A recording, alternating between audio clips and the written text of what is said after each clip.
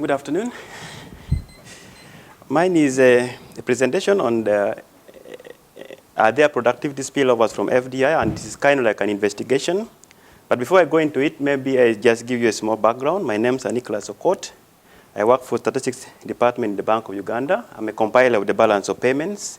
So I get to know a lot of information on the FDI, and we do a lot of surveys to really estimate the FDI. So I really get a lot of information on enterprises every time. And my study came out because of the frequent questions I get from members of staff and from people from outside the bank who would want to understand more on FDI and where it's coming from, who is responsible, and maybe impact it is going to have on the economy or something of the kind. And then I thought of doing this study. But of course, sister to this study, we have about 2 other studies. I think we have one with Justine, who is here, and we have not completed that study. And then we have done one with Mr. Bale, Francis, and that one purely looked at the horizontal spillovers. So I'll go into the presentation. I have not put an outline, but the outline will come in as you see them coming on. And as a way of introduction, of course, many countries, including Uganda, has been taking a lot of attempts to actually attract FDI, and that it has become an essential part of actually public policy.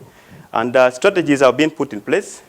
Of course, within our own reforms in the early 1990s, we had to actually liberalize our capital and current account, and now we have both the domestic and external sector fully liberalized. And then we went into an element of privatizing the companies that were owned by the states. So now we have a mix of a few state-owned enterprises, but almost 80 to 90% are owned by private sector. Now, this study will not talk about the direct contribution of FDI to economic growth or to any other aspect, because it's well documented in a paper already done by Mr. Marius Obwana in 2001. You can look at that. It is both posted on the EPRC website, and I think on another website you can get a copy of that paper.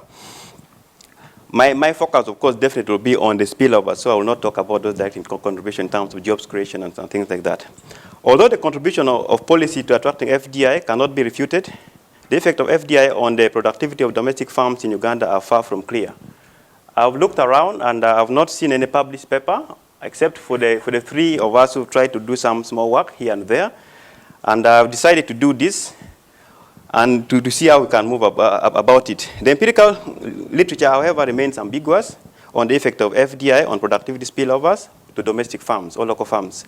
Of course, you'll see that my own result would also a little bit contradict the other one from Tanzania, but there are issues and there are reasons why those results are not consistent across the board. So I go straight into the purpose of my study. Now, the purpose of this particular paper is to investigate whether there is the presence of FDI, productivity spillovers, to local farms through vertical spillovers across sectors. So FDIs normally interact with farms in different sectors. So I wanted to find out whether there's any kind of spillovers to either farms which are supplying FDI or farms which are getting an output from FDI. And that's the backward and forward linkages that they have with other farms in the other sectors. So specifically, of course, we will estimate the magnitude and direction of the inter-industry spillovers. Of course, previous studies, if you've been looking at the literature, has mostly focused on Asia, and they have also been looking at the intra-industry studies. So you have a lot of studies on the manufacturing sector, and I think you have a few studies on agriculture, but they are not very prominent, and most of them are not published. But the manufacturing sector is purely understudied, and most of them are based on the horizontal spillovers. Of course, specifically, I'm going to look at objectives that 3 objectives. One was to estimate the horizontal spillovers within the manufacturing sector, and then to look at backward spillovers from the manufacturing sector to other local farms in the other sectors, and then to look at forward spillovers from manufacturing to the local farms elsewhere in the other sectors. Now, you'll notice that to do a modeling of FDI, of FDI spillovers, you needed to have a sector from which the spillovers is going to come.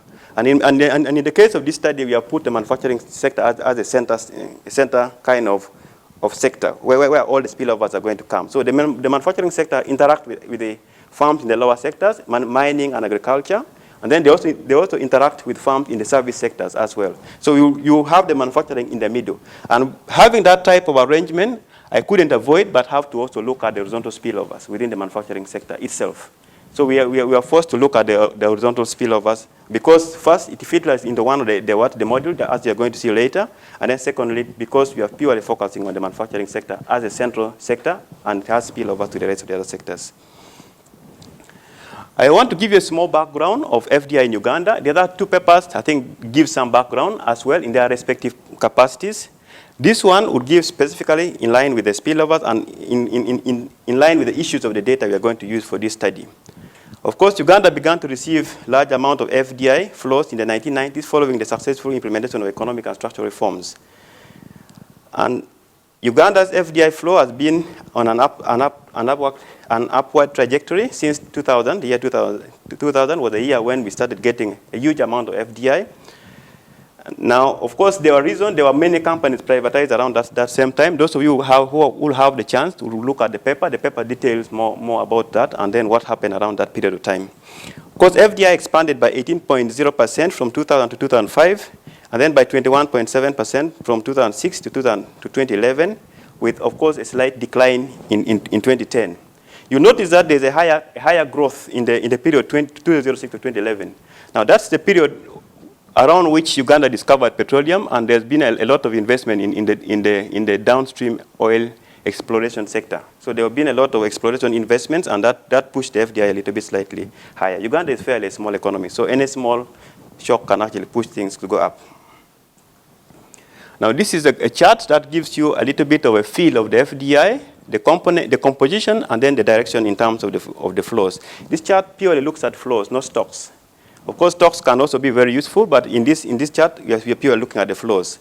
So when we look at the line part, the blue line gives us the flows, as I've already explained earlier on. So you have an upward climb, and then you have a short fall down in 2010, a little bit of the impact of the financial crisis, and then you have a pickup now, and then we have higher estimate going forward.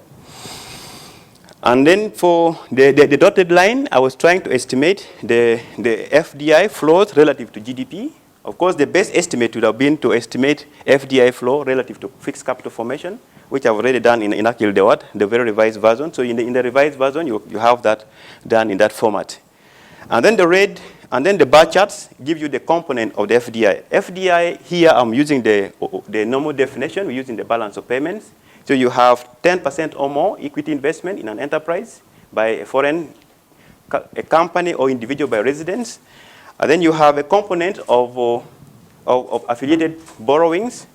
And then finally, of course, the reinvested earnings for firms which have already been in the country for a long time. Now, when you look at that graph, the red bars are the ones for the equity capital. The green bars are for the reinvested earnings. And then the purple bars are for the affiliate borrowings. And then you look at it carefully, you see that equity is much higher for all the years, and that's very good going forward because that shows some kind of stability because firms have set up themselves, they have injected equity into their own enterprises within Uganda, and there will be stability going forward. A small note down, the ratio of FDI to GDP increased from 3.0% in 2010 to 5.0% in 2011. But this, in 2000 to 2011, sorry about that. Now, but this is like I said, I've already revised this so you have a higher figure for the capital formation because GDP is a large thing and then it has already some contribution from some of the established FDI firms as well. Equity and reinvested earnings has been the main component of FDI flows, and that's a sign of stability, as I've already explained. Now, again, continuing with the background, the major sectors that normally receive FDI have been manufacturing in the early years. We have had finance and insurance companies. We have had ICT, and mining and quarrying lately has been receiving large FDI flows, and agriculture has consistently received some flows of FDI and remain in the middle. In terms of distribution, Uganda's FDI is concentrated in the central region, mainly around Kampala and its neighborhood.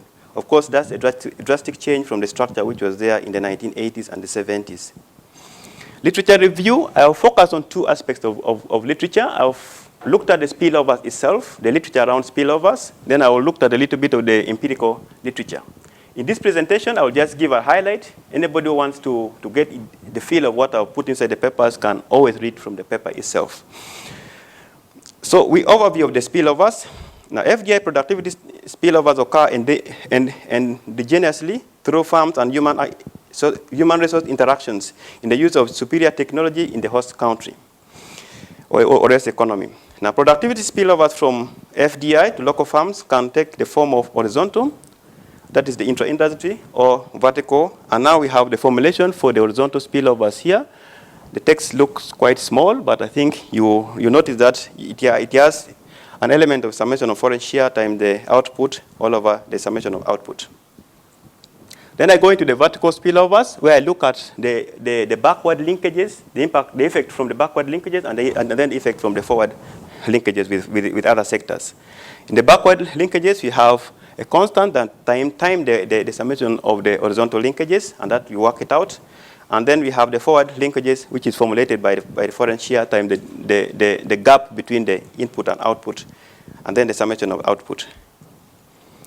On the empirical side, I'm not going to quote the exact literatures that are available. You have them in the paper itself. So I will just talk generally what the direction it is taking at the moment.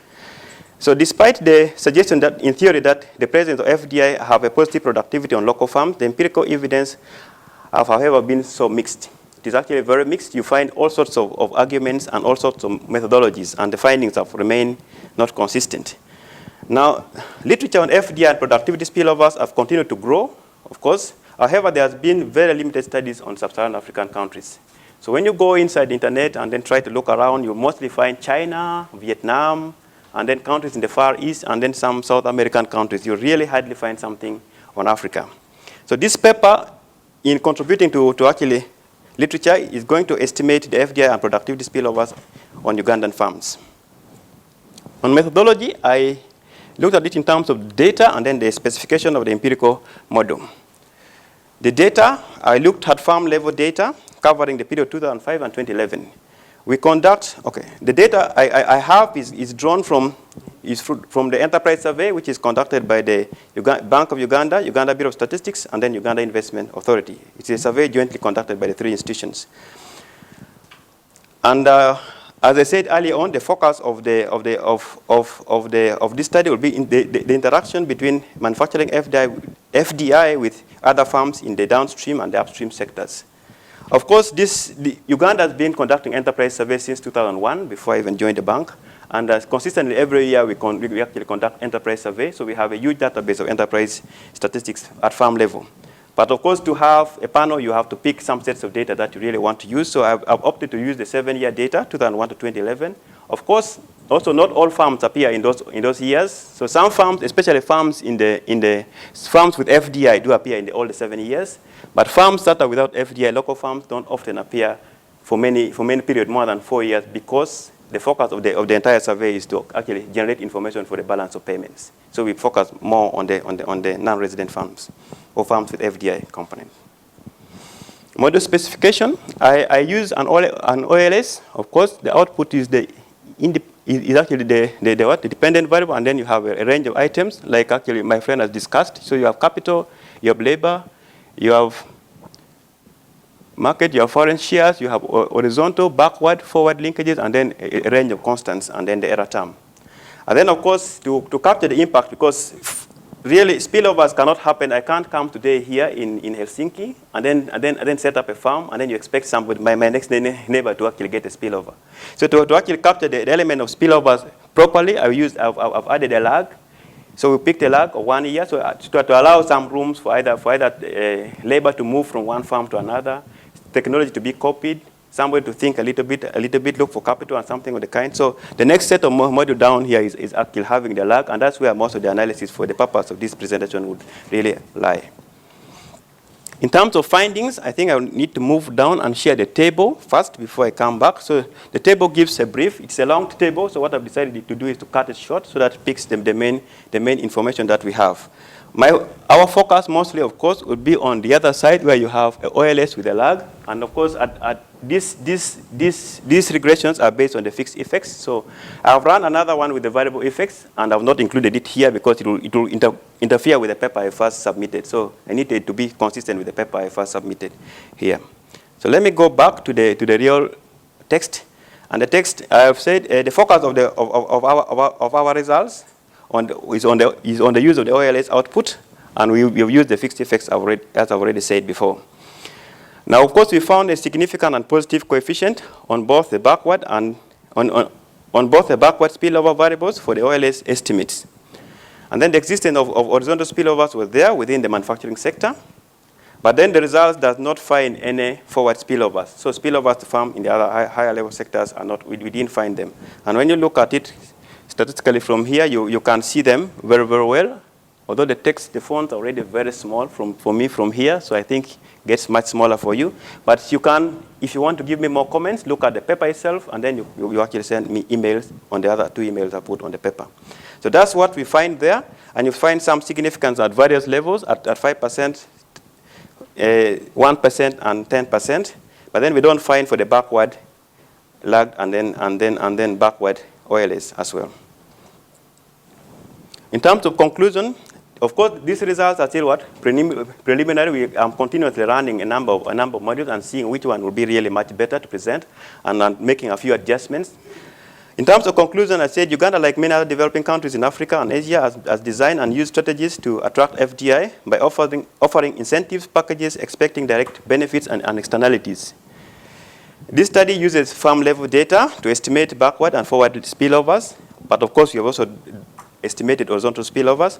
Now, preliminary results suggest that a 1 standard deviation increase in foreign presence in downstream sector is associated with about 1.5% rise in output of each farm in the supplying industries. So if a farm is supplying an FDI farm and then the FDI injected more fund, then you have that slight increment.